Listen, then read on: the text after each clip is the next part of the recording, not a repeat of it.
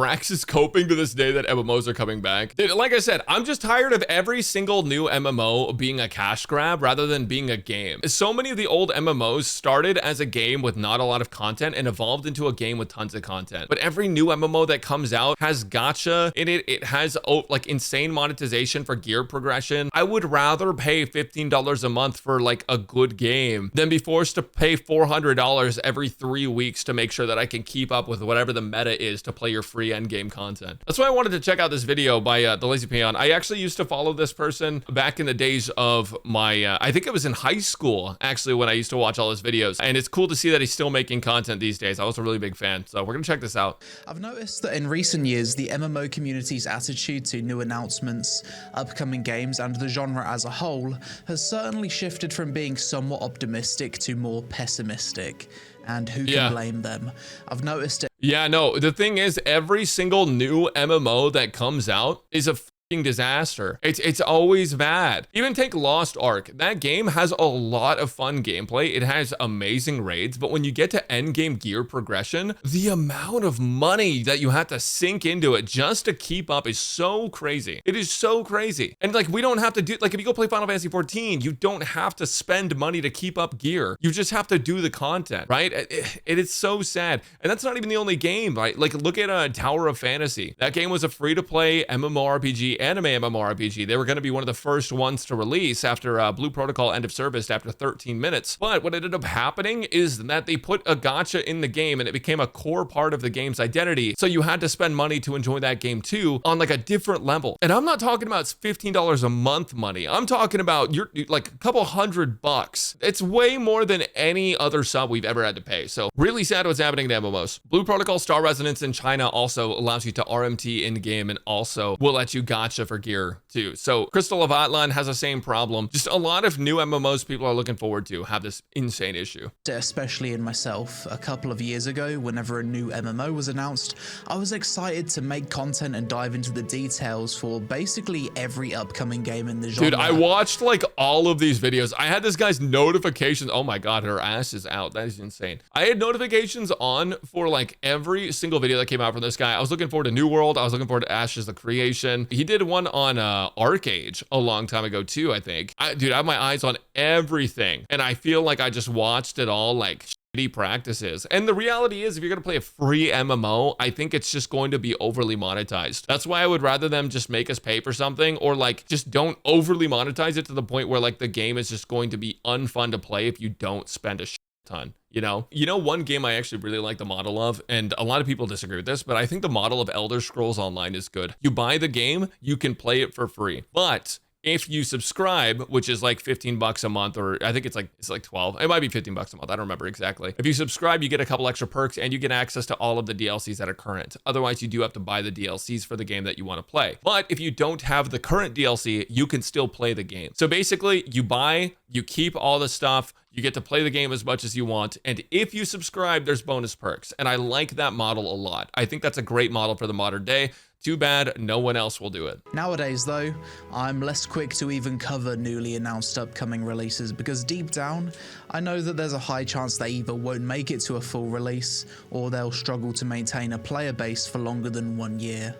In this video, I'm going to talk about why MMO players are growing sick and tired of the genre, as well as... Oh, you know what's actually crazy too? I never knew what this guy looked like because I took so many years off before he actually put his face in videos.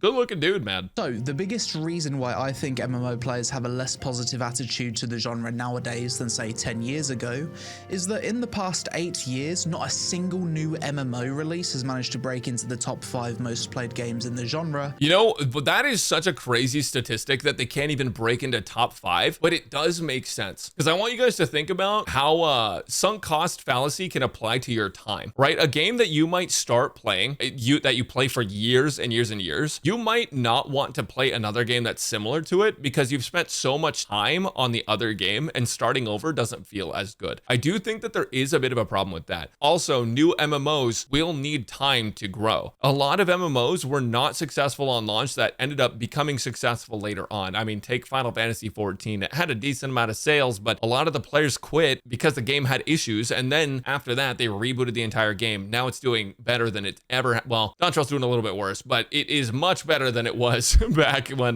before they did their A Realm Reborn update. So I do think some of these games need time to flesh them out, but also the fact that none of these have even breached top 5 for a second is crazy. Existing MMOs are so polished it can't be matched by a new release. You know what's crazy? I think they can be matched, but every single time an MMO needs funding, they go to like the big evil corporate overlords that are like, yeah, you have to put a cash shop in that gives power. The top 10 most popular MMOs are WoW, OSRS, Final Fantasy XIV, Black Desert Online, Albion Online, You know, the only one that I haven't played of those top 5 is Albion Online. Also, RuneScape mentioned. I need to plug this game. This game was a big part of my childhood. It was such a big part. I think I started playing RuneScape when I was like 10 years old. I might have been 9. And a lot of people don't want to try this game because it looks so old. I might make an entire video on just RuneScape alone to tell you guys how great this game is. This is one of my favorite games I've ever played, and I still play it to this day. I did get banned for a while because I bought a divination, but we're not going to talk about that. It was a permanent ban after 10 years. Apparently, you just get your account back, so I've been playing again. It's been so fun. Old school RuneScape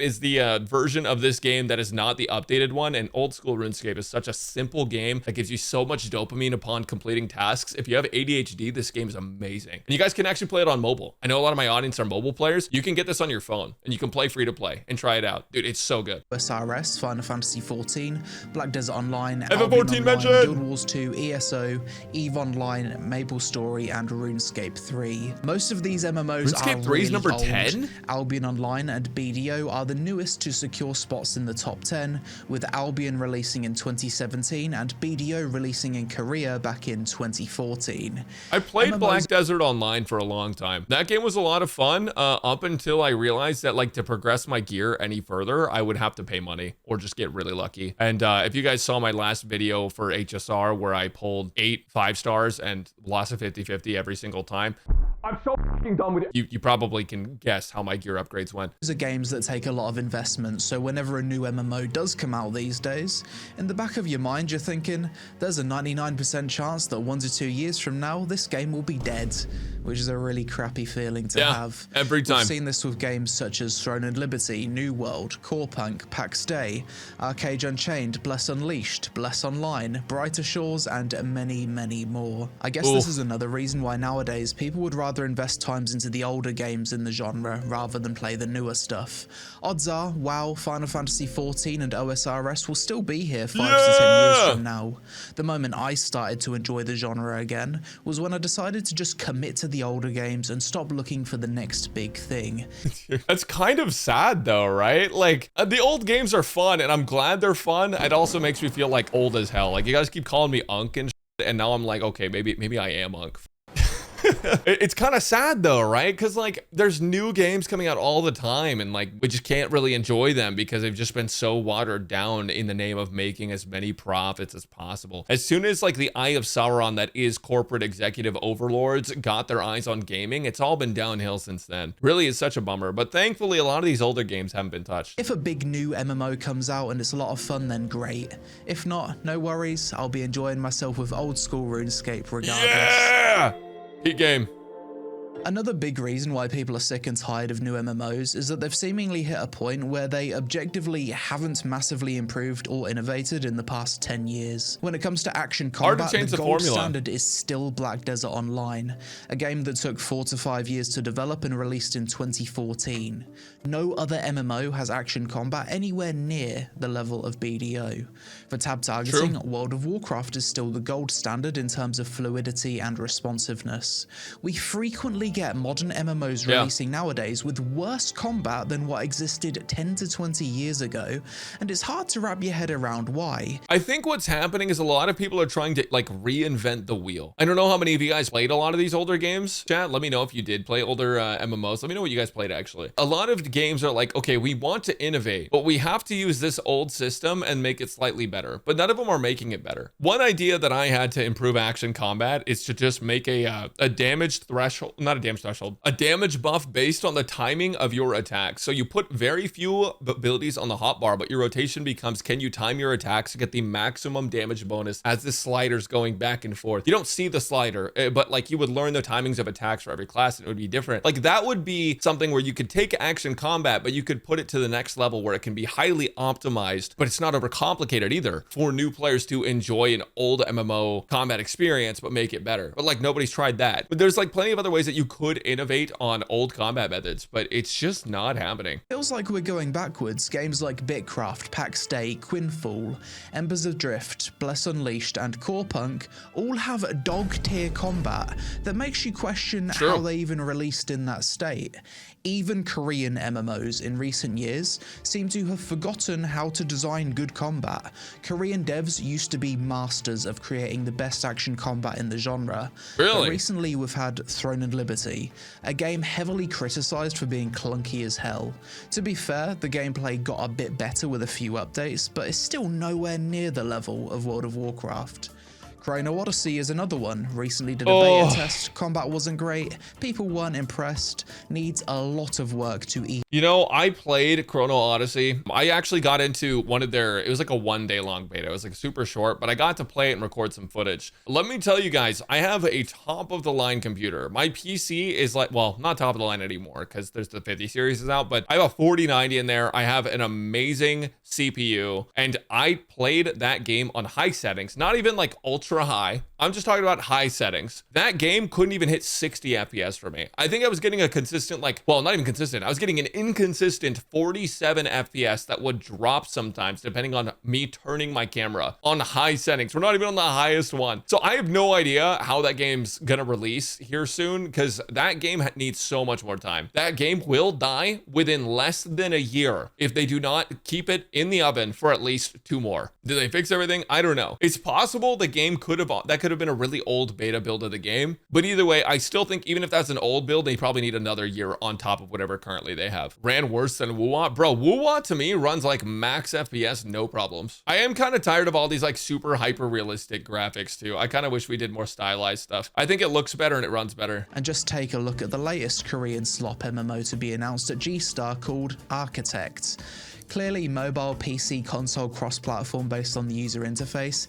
Every ability, heavy static animation locks, clunky movement, janky animations. You can tell just by looking at it that the gameplay is complete arse. Okay, I have a hot take. I think that if you're gonna make a mobile game in 2025, it's great that you can port like AAA titles and even like a lot of newer like MMOs and RPGs to mobile. I think that's awesome. It's really cool that we've reached that state of gaming, but I'm gonna say something a little controversial. I think that we should just stop making games for mobile and we should make games for the things that run it better, that are a better experience, and then put it on mobile. And by that, I mean, we should stop trying to make the games easy for mobile players because mobile players are not that stupid. They're not that bad at video games. They're able to play the games. I don't know if you guys have seen how kids play Fortnite in tournaments on mobile devices. They put their hands on the screen like this so they can like press all of the buttons at once and they have like free range over the entire screen and they can build super fast. People that play mobile games know how to play games and they don't need it to be oversimplified for them to the point where it affects people that are playing on PC and console as well. I really think that designing things for mobile can oversimplify the game for everyone else and make it feel like to play for like a pretty large demographic. And I don't think we should hold back what we're innovating with and what we're doing for mobile. That's a elitist PC Brax take. I wouldn't get it because I don't play on mobile devices, but I don't know, dude. My brother plays on mobile all the time and he never has problems with any game, even if they look like carpal tunnel speedrun. Get one of these, dude. They're so helpful. They're so nice. Clunky movement, janky animations. You can tell just by looking at it that the gameplay is complete arse. Bellatorus, another upcoming Korean I haven't MMO. heard about Bellatorus. Granted, it looks a bit better than Architect, but still, it really doesn't look that great, does it? The dodges especially just look atrocious. This is what I mean about upcoming MMOs seemingly not progressing or straight up going backwards compared to what was releasing a decade ago. Yeah. As someone who reviews MMOs, it feels like during my pros and cons sections, it's very rare that I'll list gameplay and combat as a pro for modern MMO releases. I think Ashes of Creation is probably the only recent exception here, as that does feel like an evolution to the combat in Guild Wars 2. You know, Ashes of Creation, I don't know what to expect from this game because we've been waiting on this for over 10 years now. I think if I'm remembering correctly, it was about 10 years ago. Yeah, I just really think that this game could end up being good, but I don't see how they're gonna do it because every time I see footage of it, I'm like, we still have so far to go. And it's cool they're doing like betas and stuff where like people can come play it, but like when is this coming out and when is it gonna look modern? You know, I look at this UI and I'm like, that could use some work. It could look better, right? This looks cheap to me. This looks cheap. The hotbar looks cheap. I don't know. What's with MMOs taking 10 years? Well, that's understandable because they gotta make a ton of content. Yeah, I don't know. I mean, this could be really good. I know a lot of people that have played it have good things to say about it, but I just don't know. If you look at other gaming genres, Souls-likes, survival, turn-based RPGs, anime gacha games, ARPGs, and FPS, these genres have seen huge innovations and improvements over the past decade. That's true. In ways that the MMO genre has not. The difference between games released 10 years ago for these genres compared to now is night and day.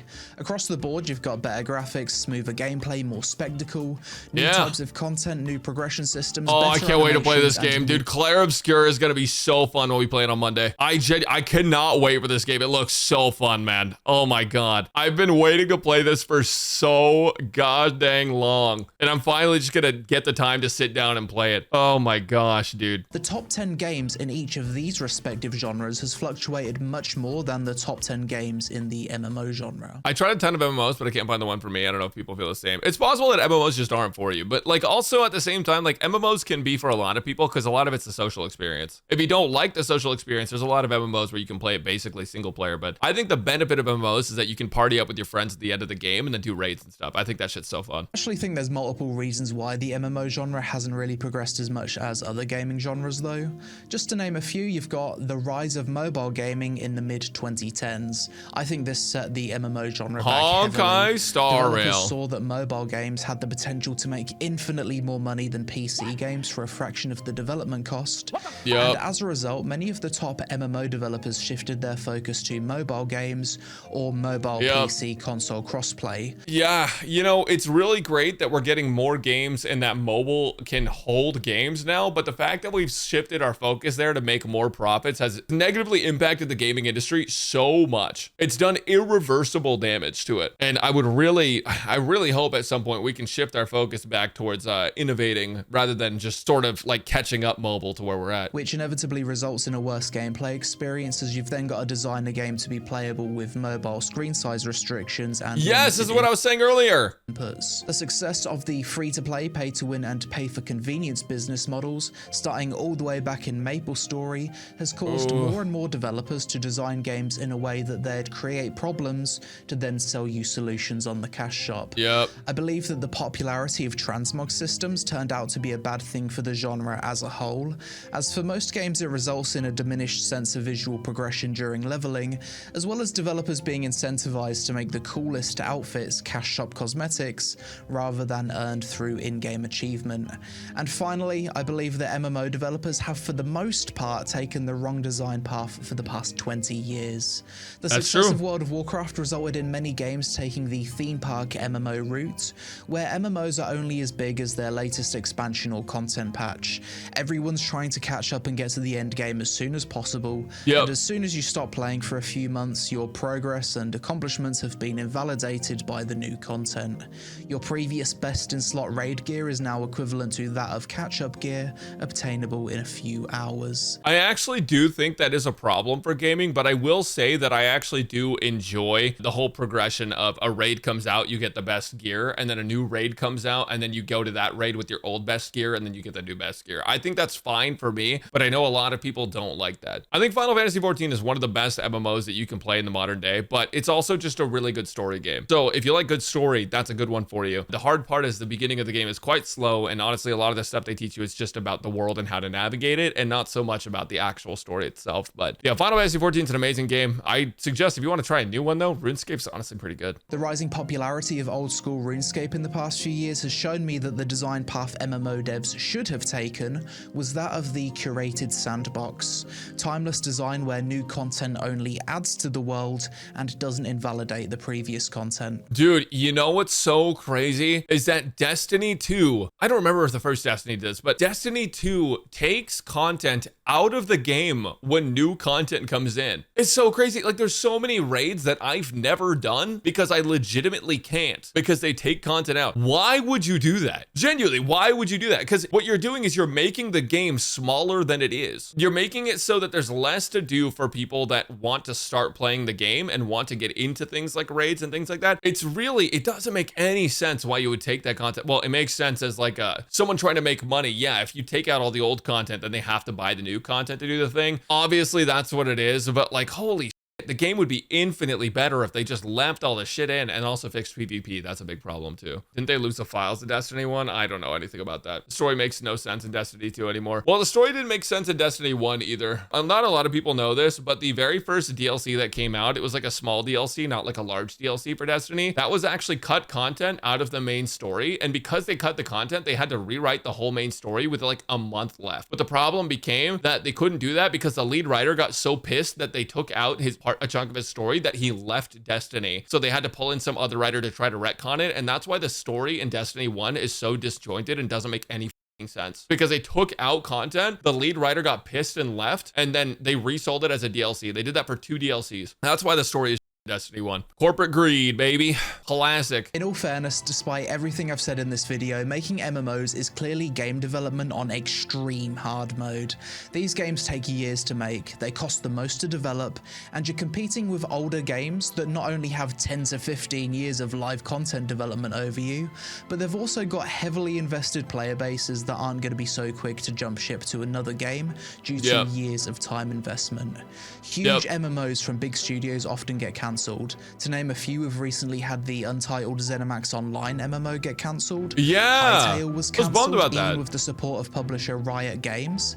EverQuest Next, the Marvel MMO, the Riot MMO had to restart development. I don't think we're ever getting a Riot MMO. I don't think it's ever happening. They're gonna wait until there's a market for an MMO again, which is probably gonna be after the mobile game era. And after that, I think they're just gonna like start it like 10 years later, and then they're gonna be too late to the party, and then they're just not gonna it's just not gonna happen. I don't think we're getting a Riot MMO, even though that would be sick. I think if any company could create an MMO that could be fun, it would be Riot. But with the way the industry's heading, I don't know about that. I'm excited for Blue Protocol, but the pay for convenience concerns me. But FF14 hasn't been fulfilling either. Yeah, so the thing is that like Blue Protocol, if they release it in its current state in global, that game will be fun for like 100 hours and then it'll be dead. They need to remove Imagine Gacha. You are removing the ability to farm bosses from the game, so that way they can get you to pull on the Imagine Gacha. That's what they did. They made it so you're limited to the amount of bosses you can kill to farm Imagines every day, so that way you have to use the gacha if you want to get that progress. And it's really